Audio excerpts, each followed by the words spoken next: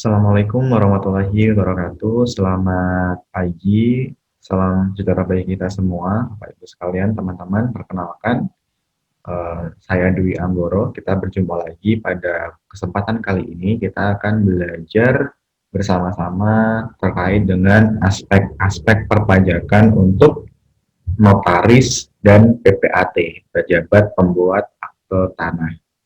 Baik, langsung saja kita masuk ke dalam materi.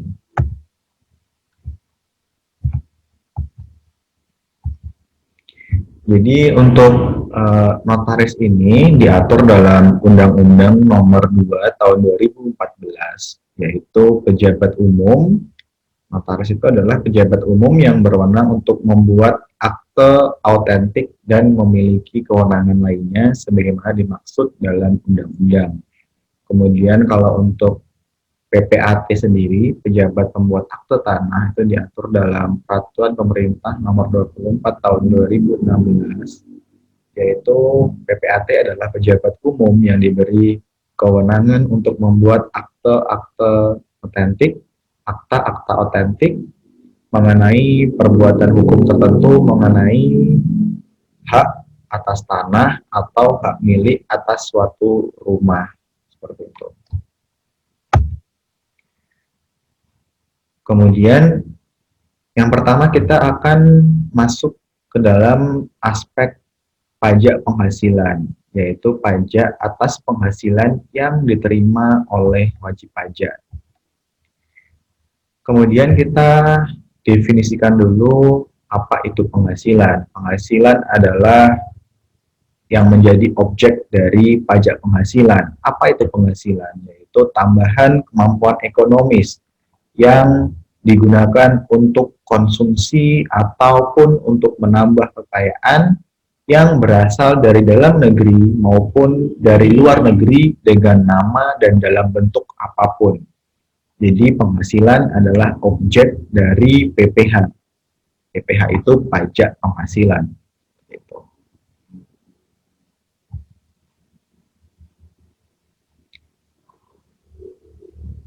Nah, kemudian sumber penghasilan ini sendiri kalau untuk orang pribadi itu bisa sehubungan dari pemberi kerja atau dari pekerjaan bebas atau dari kegiatan usaha ataupun dari penghasilan lain-lain.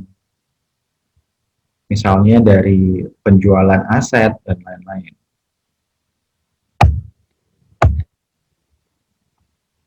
Kemudian sumber penghasilan bagi notaris dan PPAT sendiri ini adalah penghasilan yang dikelompokkan masuk dalam sehubungan dengan pekerjaan bebas, yaitu sebagai tenaga ahli. Karena untuk notaris atau PPAT ini sendiri adalah masuk ke dalam kategori tenaga ahli yang bertindak untuk dan atas namanya sendiri, bukan untuk dan atas nama persekutuannya. Artinya dia menerima penghasilan itu sehubungan dengan dia sebagai tenaga ahli yang mana dia bertindak atas nama dia sendiri dalam memberikan jasanya kepada orang-orang yang membutuhkan atas kegiatan konotariatan ataupun dalam pengalihan atas tanah dan pembangunan. Kemudian kewajiban perpajakan. Nah, yang pertama adalah bagi notaris ataupun PPAT adalah mendaftar untuk memiliki NPWP apabila belum memiliki nomor pokok wajib pajak untuk orang pribadi. Kemudian menghitung pajaknya, karena kita menggunakan asas self-assessment, yaitu di mana wajib pajak diberikan kewenangan untuk menghitung sendiri berapa jumlah pajak yang harus dia bayarkan.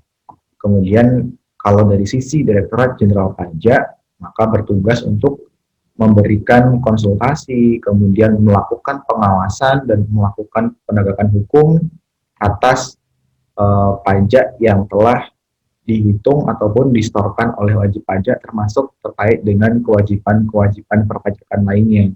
Kemudian tadi apabila sudah mendaftar atau memiliki NPWP, dia menghitung sendiri pajak yang harus dia bayarkan berapa, karena dia adalah masuk kategori sebagai pekerjaan bebas. Setelah dia menghitung pajak yang harus disetorkan berapa, kemudian dia membayarkannya ke bank atau kantor pos. Setelah itu kemudian dia tadi notaris atau PPAT melaporkan SPT masa ataupun SPT tahunan yang sesuai dengan ketentuan yang berlaku dalam undang-undang, seperti itu. Karena dia adalah bertindak sebagai tenaga ahli atau pekerjaan bebas, maka notaris atau PPAT ini sendiri dia harus menghitung sendiri. Berbeda kalau misalnya sebagai pegawai swasta atau pegawai negeri, TNI, Polri, dan yang semisalnya yang terkait dengan sehubungan pekerjaan atau bekerja kepada instansi atau kepada perusahaan, maka itu nanti yang bertugas untuk memotong pajaknya dari perusahaan atau dari instansi, termasuk juga yang menyetorkan pajaknya. Sedangkan tadi karyawan yang sebagai pegawai swasta atau pegawai negeri, TNI, Polri, maka dia cukup untuk melaporkan SPT tahunan saja. Yaitu kalau untuk orang pribadi, batas pelaporan tanggal 31 Maret tahun berikutnya, kalau untuk badan yaitu tanggal 30 April tahun berikutnya. Nah ini mendaftar. Jadi kalau untuk mendaftar memiliki nomor pokok wajib pajak ini apabila atas penghasilan yang diterima oleh notaris ataupun PPAT ini telah melebihi penghasilan tidak kena pajak. Untuk penghasilan tidak kena pajak itu sebesar 4,5 juta per bulan, atau kalau dalam setahun itu 54 juta. Tapi saya kira untuk notaris ataupun PPAT, saya kira pasti untuk penghasilan sudah melebihi PTKP ini ya, maka seyogyanya apabila memang sudah menerima penghasilan dan memang sudah melebihi penghasilan tidak kena pajak, maka harus mendaftarkan diri untuk memiliki nomor pokok wajib pajak pada kantor pelayanan pajak yang wilayah kerjanya meliputi tempat tinggal wajib pajak tersebut di mana, yaitu sesuai dengan kartu tanda kependudukannya. Kemudian termasuk juga selain mendaftarkan diri, apabila misalnya sudah memiliki nomor pokok wajib pajak, tapi ada pindah alamat kantor atau ada perubahan nomor telepon atau nomor HP atau alamat email dan data lainnya, maka ini berlaku umum untuk semua wajib pajak, maka harus mengajukan update data atau perubahan data ke kantor pajak tempat wajib pajak tersebut terdaftar di mana. Jadi misalnya ada notaris atau PPAT, dia sudah memiliki NPWP, namun dia pindah alamat kantor, misalnya terdaftar di KPP Pratama Badung Utara, yang tadinya misalnya kantornya beralamat di Kecamatan Mengwi, kemudian pindah ke Kecamatan Abian Semal, maka untuk notaris atau PPAT tersebut, maka dia wajib untuk melaksanakan update data atau perubahan data atas profil nomor pokok wajib pajaknya, agar nanti apabila ada pengiriman surat dari kantor pajak tempat dia terdaftar ke alamat kantor si notaris PPAT tersebut dapat sampai suratnya. Apabila ada permintaan konfirmasi dapat sesuai dengan alamat yang dituju itu, seperti itu. Termasuk juga apabila ada perubahan nomor handphone atau nomor telepon kantor atau alamat email dan lain-lain, seperti itu. Kemudian juga termasuk apabila misalnya di suatu ketika sudah tidak melaksanakan lagi kegiatan penotariatan ataupun kegiatan PPAT atau misalnya pensiun lah katakanlah seperti itu, maka agar kewajiban perpajakannya tidak terus aktif, maka untuk NPWP-nya bisa dimohonkan untuk dilaksanakan permohonan non-efektif, artinya yaitu dimohonkan agar tidak aktif lagi NPWP-nya seperti itu. Nanti kalau sudah non-efektif NPWP-nya dan dikabulkan permohonannya, dengan catatan memang sudah tidak memiliki usaha atau tidak memiliki kegiatan pekerjaan lagi dan memang sudah tidak ada kegiatan perekonomian lagi untuk yang bersangkutan, maka boleh demikian sehingga nanti tidak perlu melakukan pelaporan pajak lagi setiap masa ataupun setiap tahunnya seperti itu.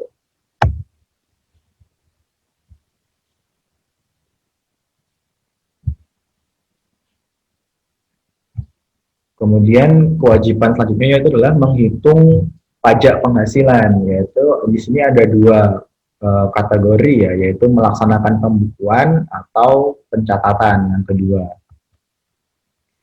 Nah, ini untuk wajib pajak yang menyelenggarakan pembukuan, maka dapat memilih untuk menggunakan norma penghitungan penghasilan itu dalam hal apabila peredaran usaha atau omsetnya dalam 1 tahun pajak, yaitu 1 Januari sampai dengan tanggal 31 Maret, 1 Januari sampai dengan tanggal 31 Desember tahun pajak tersebut, untuk peredaran usaha atau omsetnya kurang dari 4,8 miliar, maka dia dapat memilih untuk menggunakan norma penghitungan penghasilan itu, yaitu untuk normalnya penghasilan itu yaitu dari penghasilan bruto dikurangi dengan biaya 3M, yaitu 3M ini adalah biaya untuk mendapatkan, menagih, dan memelihara atas penghasilan tersebut. Kemudian dikurangi dengan zakat atau sumbangan keagamaan yang sifatnya wajib. Nah, ini lembaga-lembaga yang menerima zakat atau sumbangan keagamaan ini baru bisa diakui sebagai pengurang untuk pajak, itu ditentukan atau diatur tersendiri dalam peraturan Kementerian Keuangan. Jadi tidak sembarangan kita memberikan zakat atau sumbangan ke mana kemudian dia dapat diperhitungkan sebagai pengurang pajak, tapi di sana ditentukan lembaga-lembaga tertentu yang memang sudah diberikan izin atau diberikan sebagai fasilitas pengurang pajak oleh Kementerian Keuangan untuk lembaga-lembaga pengelola zakat atau pengelola sumbangan tersebut, seperti itu. Kemudian pengurang lainnya adalah kompensasi kerugian dan tentunya yaitu PTKP, yaitu penghasilan tidak kena pajak. Setelah itu ketemu penghasilan itu penghasilan kena pajak kemudian dikalikan dengan tarif PPh pasal 17, yaitu sesuai dengan lapisan penghasilannya, sesuai dengan tarif progresifnya berapa.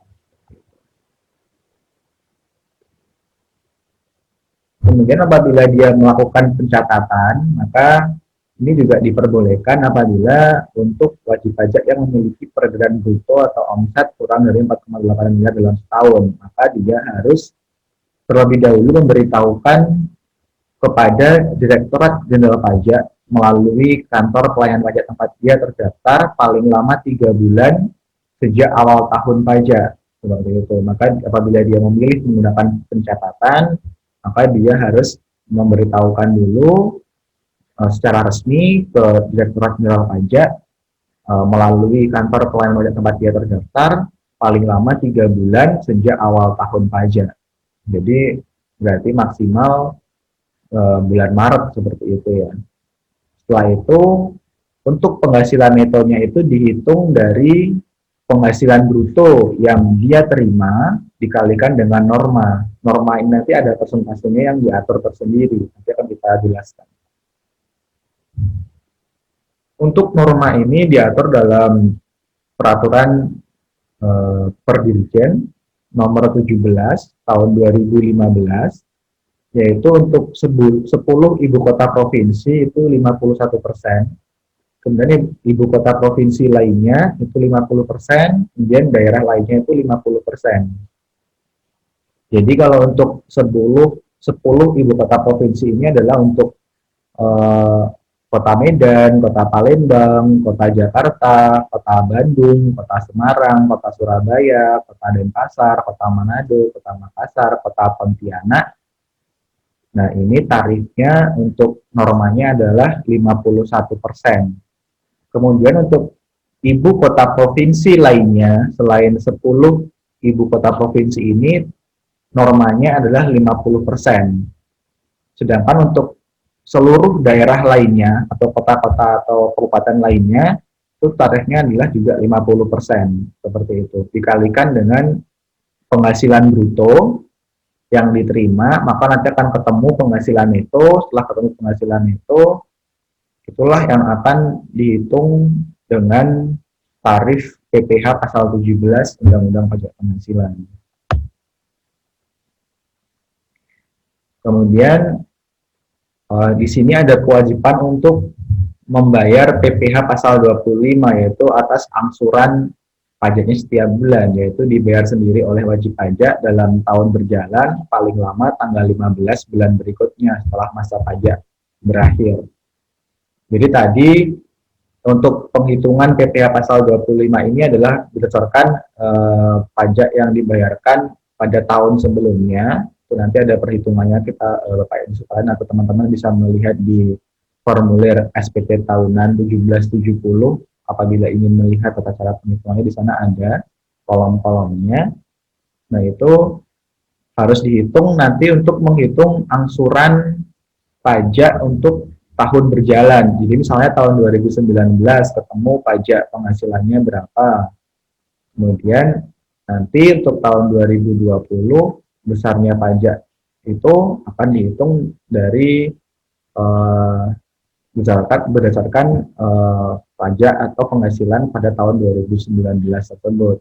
Cuman nanti ketika pelaporan SPT tahunan untuk tahun pajak 2020 yang dilaporkan pada tahun 2021, nanti ketika waktu pelaporan SPT tahunan nanti akan diperhitungkan berapa total penghasilan dalam setahun, dikurangi dengan pajak yang telah dibayarkan melalui angsuran PPh pasal 25, nanti akan ketemu apakah ada kekurangan bayar atau ada kelebihan bayar atau sudah pas atau nihil, seperti itu.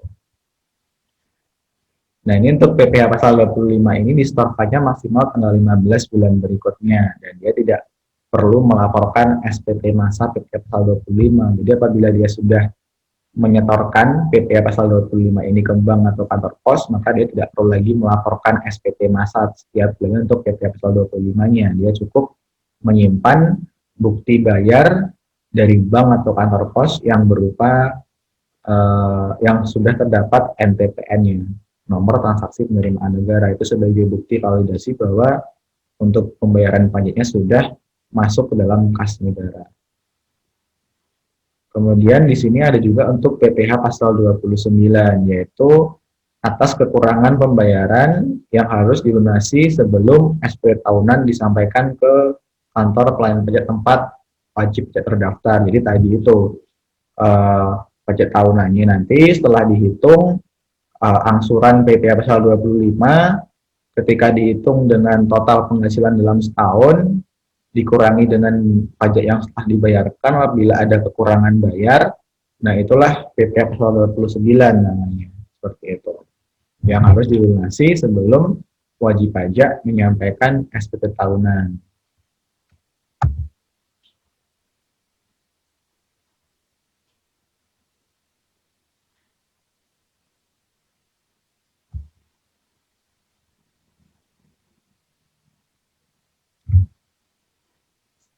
Kemudian kewajiban perpajakan lainnya.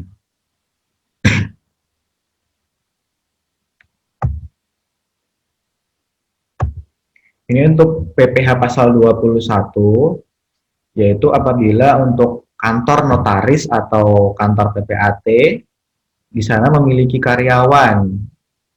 Jadi atas penghasilan yang diterima oleh karyawan yang ada di kantor notaris atau kantor PPAT tersebut, apabila memiliki karyawan, maka atas penghasilan karyawan, tenaga ahli, dan orang-orang pribadi lain yang bekerja pada notaris atau PPAT, maka dia harus dipotong PPh pasal 21 apabila memang untuk penghasilannya sudah melebihi PTKP.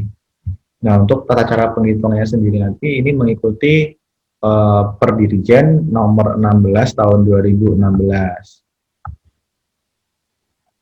Nah, ini untuk penghitungannya kalau secara sederhana, apabila untuk karyawan yang ada di kantor notaris atau PPAT tersebut untuk karyawannya itu ada yang gajinya itu melebihi 4,5 juta per bulan, maka nanti akan dihitung dulu apakah setelah dikurangi PTKP ada pajak yang harus dipotong atau tidak. Apabila ada, maka harus dipotong untuk disetorkan ke kas negara.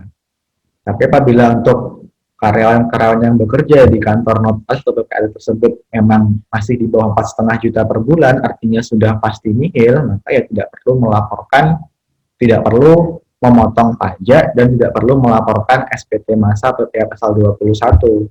Namun cukup nanti melaporkan SPT masa PPh pasal 21 ketika bulan Desember saja. Seperti itu.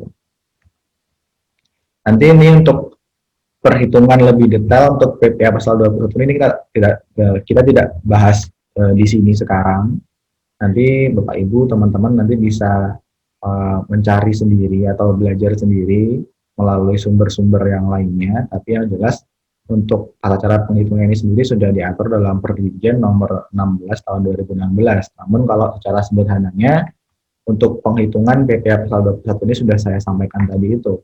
Apabila ada karyawan yang melebihi gajinya itu melebihi 4,5 juta per bulan, nah nanti harus dihitung dulu apakah memang ada pajaknya atau tidak, karena PTKP itu berlapis dia. Apabila dia misalnya laki-laki sudah menikah, anaknya 2, nanti otomatis PTKP-nya akan semakin bertambah, karena untuk PTKP sendiri itu kalau untuk TK 0, tidak kawin, tanggungan 0, artinya masih bujang, nah itu 54 juta per 54 juta per tahun atau 4,5 juta per bulan. Tapi kalau dia statusnya misalnya sudah menikah, anaknya 3, maka itu akan beda lagi, yaitu menjadi 72 juta PTKP-nya dalam setahun. Nah, itu harus dihitung lebih lanjut. Cuman kalau memang untuk karyawan yang bekerja di kantor notaris atau PPAT tersebut untuk gajinya itu masih di bawah 4,5 juta per bulan, itu pasti untuk PPh pasal 21-nya pasti nihil. Jadi tiap bulan tidak perlu memotong pajak dan juga tidak perlu melaporkan SPT masa PPh pasal 21. Namun tetap sekalipun tadi itu misalnya semua karyawannya itu yang bekerja di kantor notaris atau kantor PPAT di bawah 4,5 juta per bulan, tetap nanti harus melaporkan SPT masa PPh pasal 21 untuk masa yang bulan Desember. Seperti itu. Kemudian kalau untuk PPh pasal 21 tadi, apabila ada memang pajak yang dipotong atas penghasilan yang diterima oleh karyawannya, ini harus disetorkannya ke bank atau kantor pos adalah maksimal tanggal 10 bulan berikutnya setelah masa pajak berakhir. Jadi misalnya bulan November, untuk masa pajak bulan November, maka itu harus disetorkannya maksimal tanggal 10 Desember.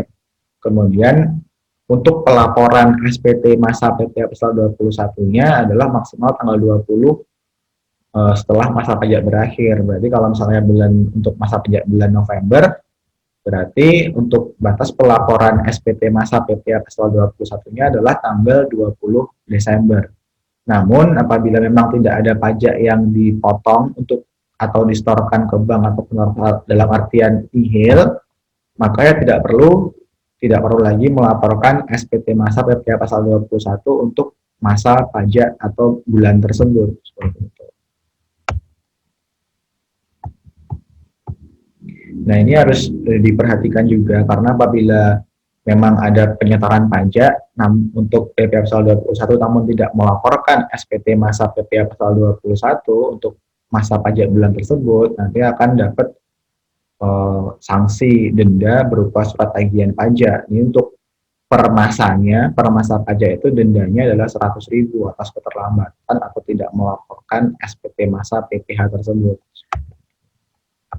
Kemudian untuk PPN, pajak pertambahan nilai. Nah, di sini apabila jasa notaris atau PPAT di sini merupakan jasa termasuk dalam jasa kena pajak, yaitu dalam artian untuk notaris atau PPAT ini memberikan jasa di luar jasa yang dikecualikan dalam list undang-undang PPN. Artinya dalam undang-undang PPN itu diatur ada jasa-jasa yang memang dikecualikan dari jasa kena pajak yang dikenakan PPN. Namun apabila notaris di sini memberikan jasa-jasa yang memang merupakan jasa kena pajak selain yang tidak termasuk dalam negatif list undang-undang PPN, kemudian dalam 1 tahun peredaran brutonya sudah melebihi 4,8 miliar, maka untuk notaris atau PPA tersebut harus dikukuhkan sebagai pengusaha kena pajak. Kemudian kewajiban bagi PKP atau pengusaha kena pajak adalah memungut PPN atas penyerahan JKP-nya, atas penyerahan jasanya tersebut kepada customer-nya atau kepada rekanannya itu dengan tarif 10% dikalikan dengan pajak keluaran atau sebesar 10% dari nilai jasa yang dia berikan itu berapa. Kemudian untuk penyetoran PPN ini, pajak pertambahan nilai itu disetorkan maksimal adalah akhir bulan berikutnya setelah masa pajak berakhir sebelum pelaporan SPT masa PPN disampaikan. Jadi misalnya kalau untuk bulan November, berarti batas penyetorannya adalah akhir bulan Desember, tapi harus disetorkan sebelum SPT masa PPN tersebut dilaporkan, seperti itu. Kalau untuk batas pelaporan SPT masa PPN itu adalah paling lama akhir bulan berikutnya setelah masa pajak berakhir. Berarti kalau misalnya bulan November, berarti batas pelaporannya untuk SPT masa PPN adalah tanggal 31 Maret.